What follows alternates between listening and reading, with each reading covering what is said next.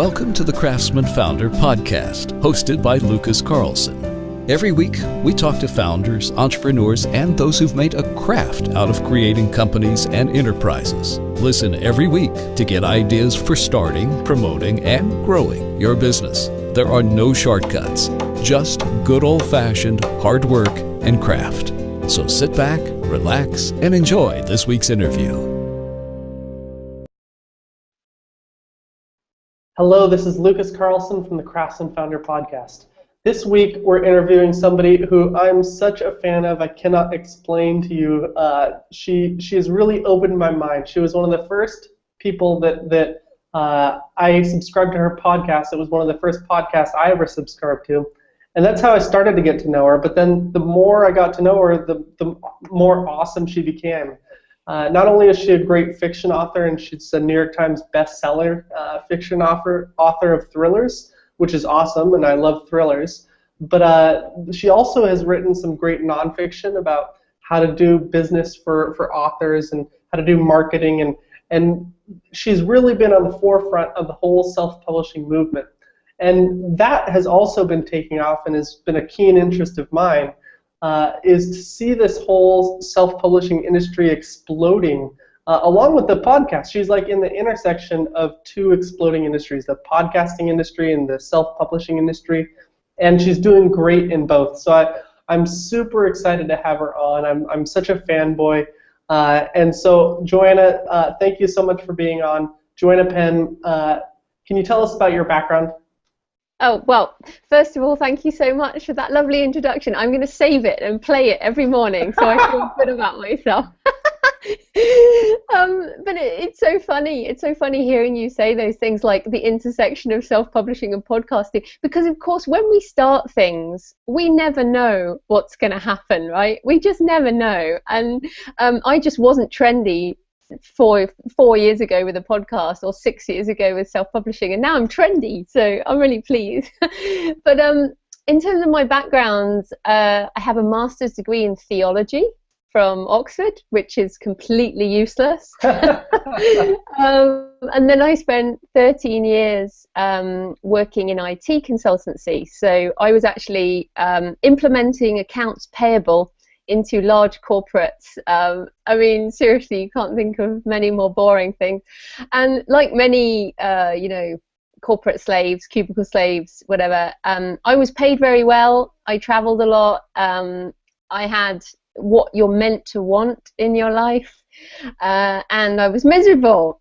So I tried loads of different things. I mean, you have entrepreneurs on your show. I started a scuba diving company in New Zealand, which tanked. That's my little joke.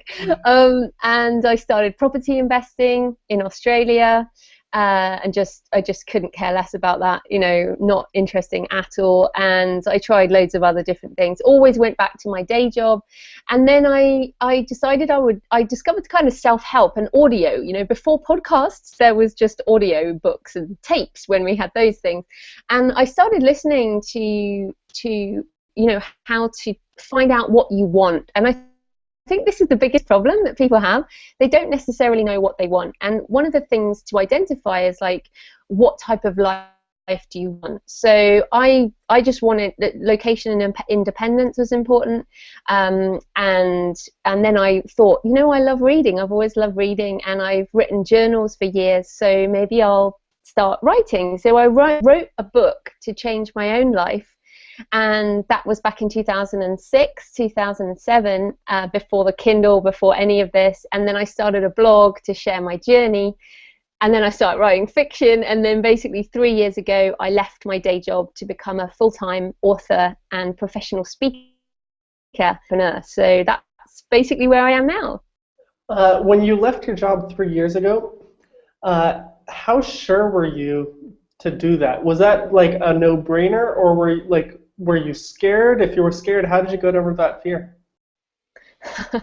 Yeah, so as I said, 13 years, and I was a freelance IT contractor at the end, so I was earning very, very good money. So in terms of the trade-off, it was massive. But when you get to a point where you're miserable every day, you have to make some kind of change. So we decided to make a number of kind of choices that would enable me to make this change, because when you drop income, you have to change your lifestyle. But these are positive things, and this is what I want people to kind of get from this is there's no point earning super huge amounts of money if you're miserable. So for me now, it was like, okay, I've climbed one ladder for 13 years. I'm now going to start another ladder. And I'm 3 years full-time into that. So in another 10 years, I'll be earning way more money than I was before. But this is important. So, of course, there was a fear, because when you go from the top of one ladder to the bottom of another, your self-esteem drops, along with your income and the way people perceive you. So it was really difficult. And I blog every year about kind of what the things I've learned. And I had to find a new community, for which Twitter is amazing to do that. We moved from Australia back to London, so that was a kind of a big change. But yeah, I guess I got to the point of in my life where if I wasn't gonna try and do something to make myself happy, it's just this downward spiral, basically. Yeah, that makes sense. So a lot of people, they kind of, I'm sure they totally understand where you're coming from. I understand where you're coming from. I've been in those spots in my life. And sometimes when I'm in those spots, what happens to me is I feel like, sure, I'd love to be an author. I'd just love to write and that be my job and for people to pay me to do that. But I don't know how to sell books. I don't know how anybody becomes an author and like, the way this happened to me before is I came up with an idea, kind of like your scuba diving idea. I was getting married, and I thought, I don't need to register for pots and pans because I've been with my soon-to-be wife for quite a while, so we already have those things. I'd like to register for other stuff. So I came up with this idea, and it didn't work out at all because I tried to sell this idea, this concept to the wedding registry or to the wedding vendors instead of the wedding couples. The couples were the ones that wanted it. The vendors didn't really care. But the reason I picked it was I said to myself, well, I don't know how to talk to wedding couples. Like, I don't know, like, I'm one of them, but I don't know I don't know how to get in front of them. So instead of even like trying, instead of saying, instead of asking myself, how do I get noticed by wedding couples? I said, well, I know how to talk to wedding vendors. I just drive over to look in the yellow pages, drive over and find them, and that all, they're going to be right there in their office. So, so I think a lot of people would love to do what you did, but they have a deep fear that they can't get noticed. What do you say to that? How do you get noticed? How do you become a New York Times best-selling author? It's not overnight, even though it might seem to like that for people. Yeah, well, I think that's the big point. I mean, whatever you do, you have to learn whatever it takes. So I spent 3 years while I was still working full-time. I would get up at 5 in the morning and I would write the book stuff in the morning, and then in the evening I would blog. I started the podcast. I started professionally speaking and learning about that kind of craft. I did interviews and met people in America. I started learning about internet marketing. I have no background in the internet or marketing or podcasting or writing or any of this. I basically put myself through a self-learning, self-funded, all the courses I could get, all the books I could buy. I learned how to do this stuff, and I blogged about it. So if anyone wants to read the archives of the Creative Pen, it's all there. Yeah. But essentially, it's having that longer term view. And I know you talk about this on your site. I have a lifestyle business in that I'm never going to sell this. I'm never going to sell the Creative Pen. I might license the rights to some of my books, but I won't ever sell this. So when I got into it, I was thinking this is a longer term game. So I don't need to write 50 novels by the end of the year, but one of my goals is by the time I'm 50, I do want to write 100 novels. So there's, that I'm almost 40, so I've got a bit of time. But it's like, you have to think about, and I tell people to think in terms of the Olympic periods.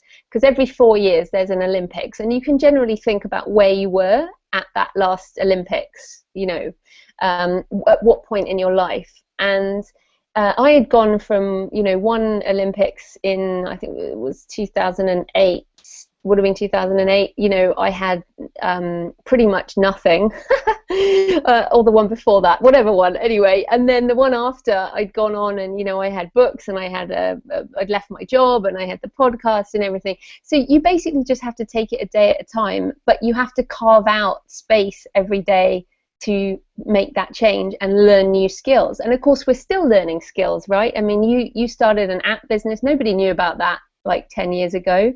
Nobody knew, there was no Kindle like 6 years ago. Who knows what's coming next? You know, 3D printing, the Internet of Things, Oculus Rift. These are all things that we're going to learn next, and that's exciting. So I think as long as you have an attitude of, I can learn this, I can play, you know, I'm just going to see what happens, give it a go, then you can definitely make way in this. I mean, like learning how to write a novel, again, completely different skill than writing nonfiction, as you know. So yeah, you just have to learn. It was definitely an interesting experience to I've written 2 programming books, and then I went up to my wife and I said, I think I want to write a novel, and she said, what? Crazy guy. So besides your books, did anything stand out for you that helped you? Any courses, any teachers, any resources that help you most?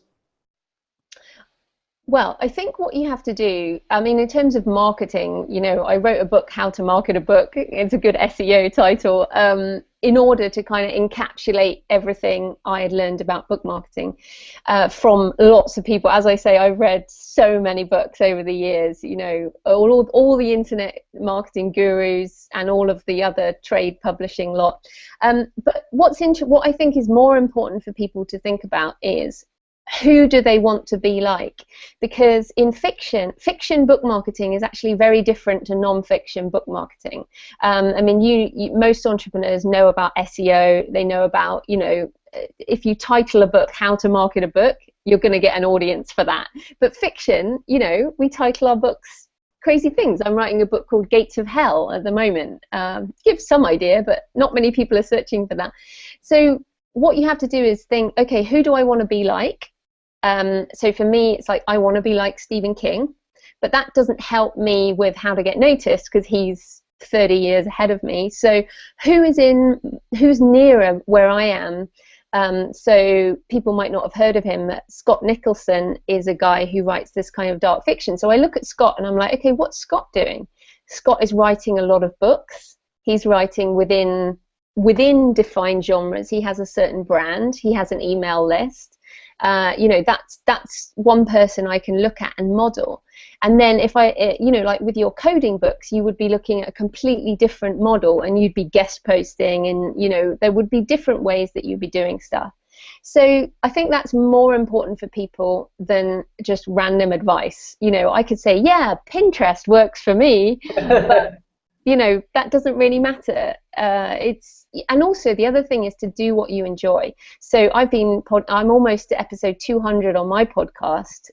You know that podcasting doesn't necessarily pay. In fact, it generally doesn't. Like 99.9% of podcasts are not about money. So, you know, that's one way I reach people, and I can tell people I've got books out and things. So it's marketing, but who knows, you know, there are lots of other benefits, and there are reasons we do podcasting, and it's fun. So, and Twitter for me is fun. It's not marketing, although it also is. So this is the thing, it's kind of reframing getting noticed to connecting, to putting out valuable, useful, entertaining content, and integrating it into your life, really. Yeah, I love that. I love rethinking your life by telling yourself a different story. I think fun, that's right? Really, yeah. It's really fun. If you don't enjoy the marketing that someone tells you have to do, find what is fun for you and do that. Maybe it's going around to local events and meeting people in person, which most authors don't want to do, to be honest, because we're all introverts. but you know, maybe that is you. Maybe you're a speaker, and that's how you get noticed. So there are no rules. That makes a lot of sense. What do you think entrepreneurs can learn about authors, especially self-published authors, and the rise of the self-publishing industry?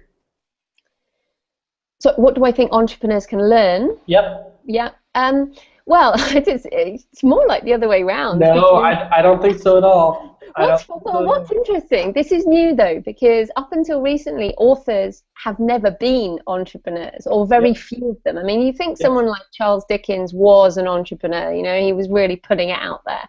But most authors relied on a publisher or an agent to do all of that stuff for them, and they weren't entrepreneurial. And most authors are resisting this new world of entrepreneurship. But the indie authors who are making serious amounts of money and who are my idols, the main things are, don't wait for permission. So authors have generally gone, you know, pick me, take my book, you know, make me special. That's not what we do. So, you know, it could be the difference between pick me with your VC funding versus whatever, I'm just going to bootstrap it myself and make 100% of the profit, which is the model I prefer. Also, you know, I love this. Don't ask for permission. Also, don't be. You know, I can change my mind about my books. I don't have somebody paying me as such beforehand. So that's the other problem. If you take funding, whether it's a publisher or you're a startup, you then have to do what they want you to do. And so many authors get trapped into this. You know, they have to write a certain type of book, whereas indies can just write whatever they like under whatever names they want. You know, you want to change your brand, you can change your name, you can put out however many books you want in whatever span of time you want, in whatever language, in whatever format. You know, you can just do it. And the other thing I would say, the third thing, is the multiple stream of income kind of side of things. Is a book is not one book. You know, the manuscript can be turned into ebooks on all the different platforms. I fully believe in having them all over the place on iBooks and Kobo and, you know, all the rest, as well as Amazon. Audiobooks, print books, and then look at translations, look at all the different countries in the world. You know, nowadays you're a global, you know, multimedia CEO. That's what I am from my laptop, which is cool. Well, see, this is what I think is so interesting, is that the whole concept that when you're writing fiction, there's no, if you're an indie author like yourself, and there's no platform that you're starting with, there's no good way to get your stuff out there, to get noticed, to do it unless you do it yourself. Mm-hmm. And this is one of those interesting things that a lot of entrepreneurs I meet, they act like fiction authors who haven't been signed, but aren't building any platform or aren't doing any outreach at all. They just think the equivalent would be, I'm just going to write my book, self-publish it on Amazon, and then write my next book. Which, you know, every so often that will create a mega hit, and you can't predict that. But the thing is that if you don't want to base it on luck, you have to put in the work and the effort. And I think a lot of entrepreneurs can learn a lot about what it takes to market their startup by looking at what self-published indie authors are doing to market their fiction. But it's interesting, and I have thought for a long time everyone can do this, but what I've discovered is that a lot of people just don't want to do this in the same way that you're discovering. So maybe it's just a personality thing. A lot of self-published authors are dropping out of the game. A lot of traditionally published authors are dropping out of the game because now you have to do all of this stuff.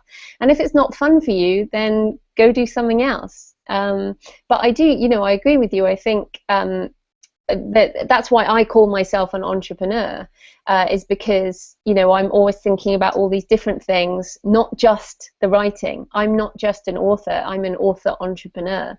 And yeah, it's interesting that you would even use the word entrepreneur for somebody who doesn't care about all of these other things, because I wouldn't. I would say those people, I don't know what they're called, but they're not entrepreneurs. That's an interesting.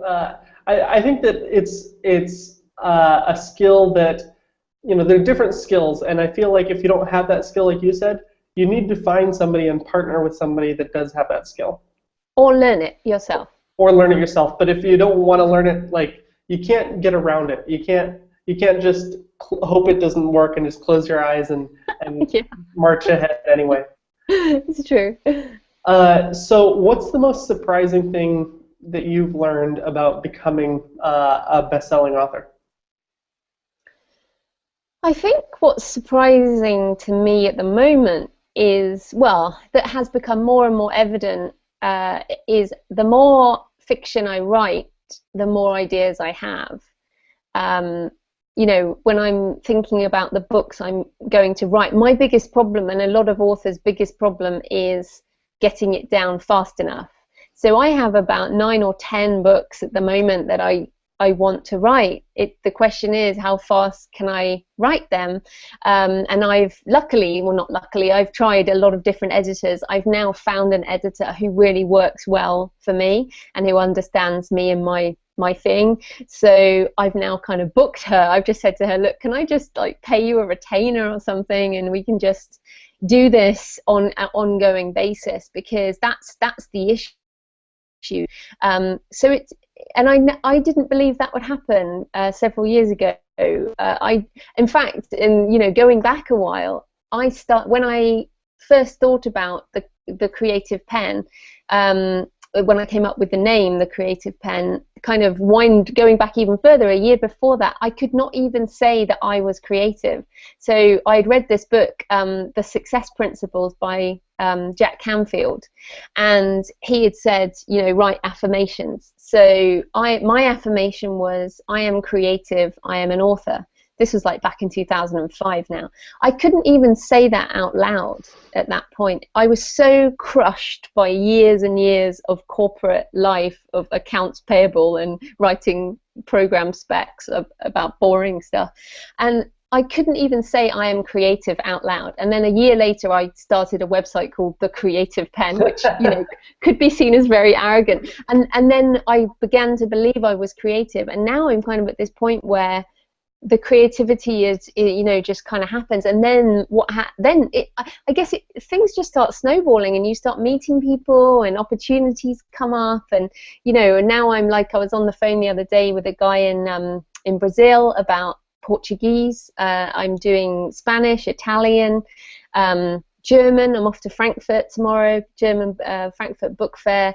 You know, there are so many opportunities that are out there that I just never could have imagined. So I think the surprising thing is just how much exciting stuff there is out there, and also how I can now see, just coming back to the money side, because it is important to me. I am a businesswoman. I would never have given up my job unless I saw this as a viable business. I see where this is going now, and that's exciting too. Yeah, I bet. What do you think the biggest myth people have about being a professional self-published author is? Well, okay, I don't like the term self-published. That in itself is the myth. So I have 11 contractors right now on who I pay, you know, almost every month. So, you know, I do not design my own print books, for example. So I finish the manuscript in Scrivener, and then that goes to my designer. You know, and then I've got a cover designer, I've got transcriptionists, I've got a bookkeeper, you know, I've got a virtual assistant, I've got, you know, all kinds of people who I pay to help me in my business. So I like indie author or author entrepreneur rather than self-publisher, because there are people who self-publish for a creative project. So I helped my 9-year-old niece self-publish, and I helped my dad self-publish. Those are not business entities in any way. But for me, I'm an indie author, and this is my business. So I think the biggest myth is that you do it yourself. You should pay a blooming good editor for a start if you want to take this seriously. Probably another myth is this, just like the internet a few years ago, it's like the Kindle Gold Rush thing, similar. I'm sure it's the same in the startup space. Oh, it's like, yeah, just stick it up there and I'm going to make $1 million and blah, blah, blah. Yeah, whatever. We all know you have to put the work in. So yeah, it's not an internet cash machine. It can be later on, but you have to put the work in. So I think it's so funny. I see the parallels with Google just a few years later, like the people putting all this crap up there right now, which are essentially the same as those content farms when everybody just used to do that stuff. And Amazon's going to change the rules, just like Google did. So people will always try and scam things, right? But if your business model is, I love writing, I want to write books that either educate, entertain, or inspire people, I have a long-term plan, it's great. Makes total sense. What do you like about the author-entrepreneur business the most? What is it that really motivates you? Freedom. When I think, again, I went through all of this process, Tony Robbins in one of his books says, come up with one word that you use to evaluate everything. And it's really difficult and it can take years, but I came up with my word probably, 5 years ago, and my word is freedom. So, for example, when I started, and I didn't have it when I started the scuba diving business, which was in no way any definition of freedom, because I was tied to one physical location, I was tied to the people who worked for me, I was tied to all this stuff, same with physical property. My business model now is the laptop and me, that's it. So I really don't need to be anywhere specifically physically. I earn money over the internet. I control everything. I don't have to listen to anyone else. If I want to publish a book, I can.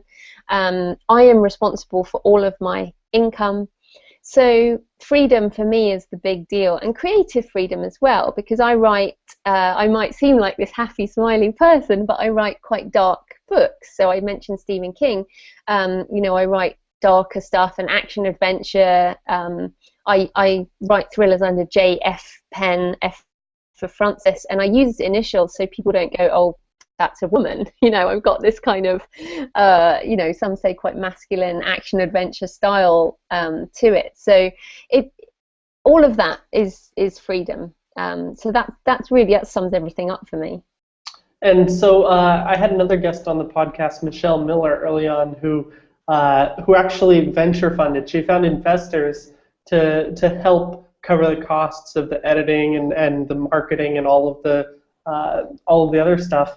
And that worked for her. That was something it kind of helped her because she was afraid of the risk of doing it without an investment. But let's imagine for a moment that the venture capital world, or even like the book industry, it seems like the book industry itself is changing, and in some ways publishers are kind of like venture capitalists for books. It's just that they haven't caught up to the new kind of concepts of the book publishing age that indie publishers are bringing. If they did, if book publishers could figure out how to support what you're doing, would you even want it, or would you prefer the freedom of not having other people's investment? I certainly wouldn't do it at the beginning. So I would never, people always talk to me, oh, what about crowdfunding and blah, blah, blah, like this venture input. And I'm like, no, because then I would be beholden to those people. I would have to do what they want me to do in exchange for their money. No, thank you. So I wouldn't do it for that. What I would do it for is any of my existing rights. So, for example, I'm in Germany. I have a contract with a German publisher for my book Desecration Verletzung in German. So I'm very happy to work with publishers all over the world in taking my books out to more readers. So I would, and I do talk to people about this all the time. So I wouldn't take it up front. Like, I wouldn't want to, obviously if it was ridiculous money, I'm sure I would, but generally I like to create from the space of where I am, and then I want to, it'd be great to work with lots of people all over the world to get my books out. So for example, Dan Brown with the Da Vinci Code sold really well in China. My books are Dan Brown meets Lara Croft, basically. I would love to sell my rights to a Chinese publisher, Yep. That would be fantastic. Yeah. Also, actually, now you've put me on the spot on this, I do have a goal, and that is to be the first female to write a James Bond novel in the James Bond estate. Yeah, it's pretty hardcore. Big long-term goal. And that would obviously be a spec, be told you have to write this type of thing in this type of way. I would do that. Yeah, that'd be awesome. It would be amazing. Yeah.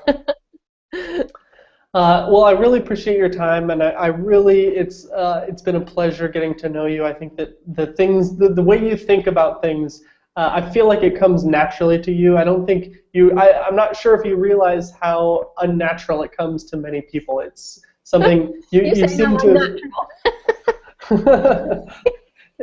you seem to have a gut instinct for going to for being instinctual about what is the important things for how to build freedom into your life and architect it into your life. So I really appreciate you sharing that with the audience, and thank you for your time. Oh no, it's been fantastic. And if anyone wants to know any more, at thecreativepenn.com, and Penn with a double N, there's all kinds of stuff, my podcast and a free Author 2.0 blueprint, and I'm on Twitter at thecreativepenn with a double N if anyone's got any questions. Excellent. And the website? Thecreativepenn.com, Penn with a double N. And thanks so much for having me, Lucas. That was really fun. Yeah, thank you.